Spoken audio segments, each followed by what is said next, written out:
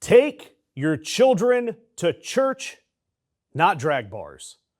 The words of Lauren Boebert from June 2022. And frankly, that's just one of the countless examples of similar claims from Lauren Boebert.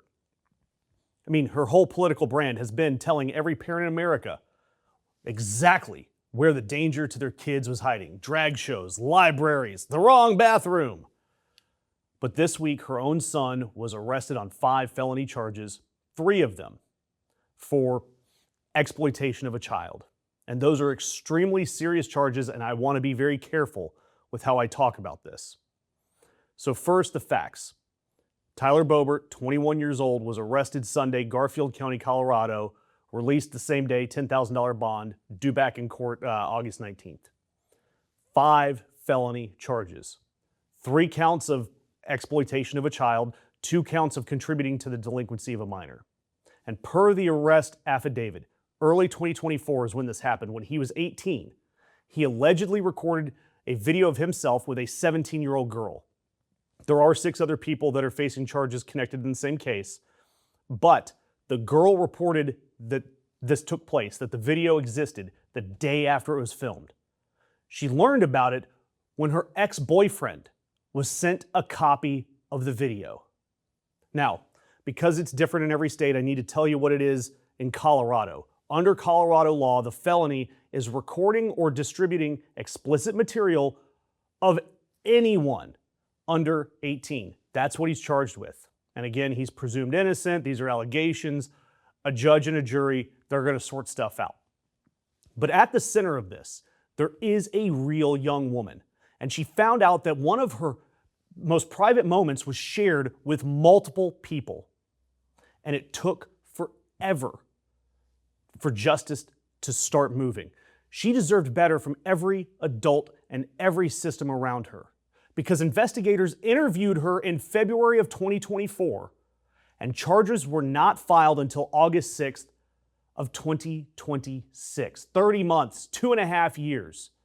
It started with a tip through an anonymous school safety line called Safe to Tell, something that Colorado spends public money promoting, specifically so that kids feel safe enough to speak up and safe enough to know that adults will act on their tips. So this girl spoke up, and 2.5 years went by with nothing happening.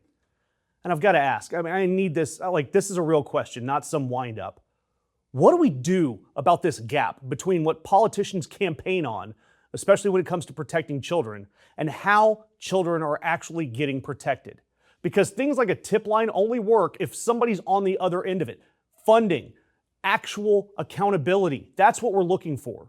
And what would accountability look like here? Not for the son. The courts, they're going to handle him. But for this system. Where's the accountability for the system that sat on a child's report for 30 months? Yes, she's 17, but she's still a child. So tell me in the comments what you think.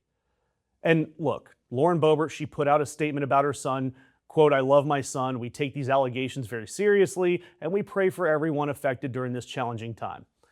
And I've got to say, at a certain point, I feel for her as a parent, because she clearly has a troubled teen.